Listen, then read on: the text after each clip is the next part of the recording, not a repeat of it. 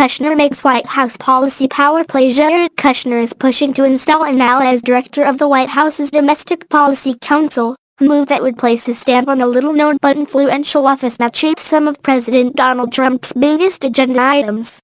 The frontrunner to take the job is Brooke Rollins, an assistant to the president and former top aide to then Texas Governor Rick Perry, who has worked closely with Kushner on his prison reform legislation.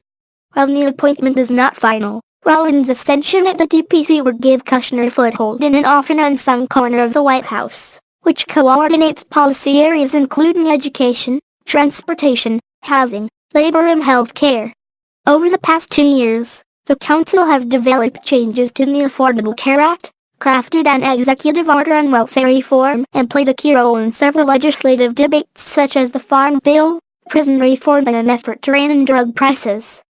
Kushner, the president's son-in-law and a senior White House advisor, has long eyed the Policy Council as a way to gain yet another platform inside the West Wing, said one Republican close to the White House. Kushner already oversees the prison reform work and the effort to broker peace in the Middle East, in addition to playing a key role in trade negotiations such as NAFTA. And he has successfully installed allies in other key policy positions, including Chris Little, now the Deputy Chief of Staff for Policy Coordination.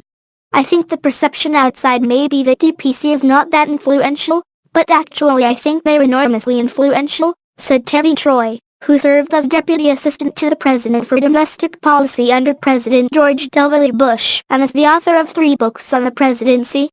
There's all kinds of things happening in government that aren't making headlines these days. The DPC will soon be without a leader, as its current director, Andrew Bromberg, has been nominated to become the next ambassador to the United Nations mission in Geneva. A White House official declined to comment on the internal deliberations regarding Bromberg's replacement, except to say that no decisions are imminent since Bromberg has yet to have his Senate confirmation hearing for the ambassador post.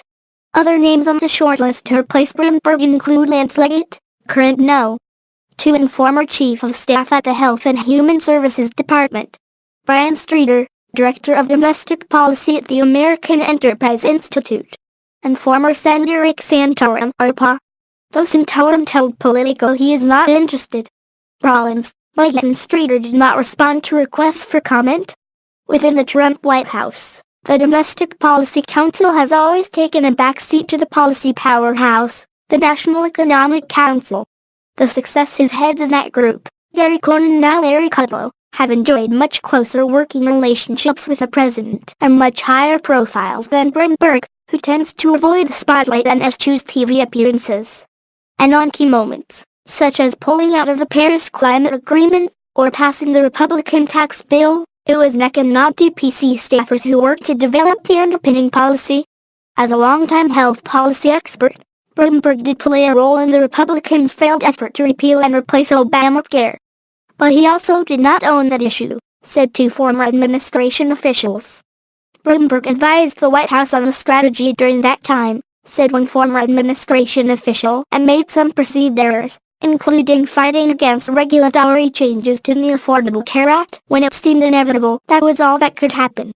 The hottest policy issue under the purview of the Domestic Policy Council has been immigration, but senior advisor Stephen Miller has entirely co-opted that process and runs it independent of DPC staffers, said one former White House official. Another former senior administration official best summed up the attitude inside the White House when asked about Bromberg's DPC successor. Does it matter? The calculus could, of course, change if DPC inherits a forceful leader. One potential option for the council, which currently has around 15 staffers, involves splitting up its portfolios among existing White House staff, according to 2 Republicans close to the White House. Under this approach, Miller would take over all immigration policy, formalizing a role he's long played in this White House as Trump's top immigration guru. Rollins could take over the remaining set of domestic issues, giving Kushner, by proxy, influence in yet another part of the West Wing. Rollins is a policy expert in her own right and eminently qualified, argued one person familiar with her work.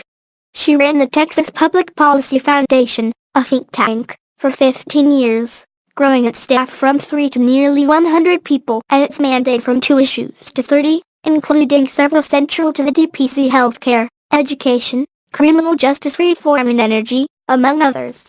She was also Deputy General Counsel for Governor Perry and rose from that position to be his head of policy. Over the remaining 2 years of Trump's first term as president, the Domestic Policy Council will likely tackle efforts to bring down the high costs of college and health insurance, said a White House official, moves that would fit into Trump's economic message of trying to bolster growth.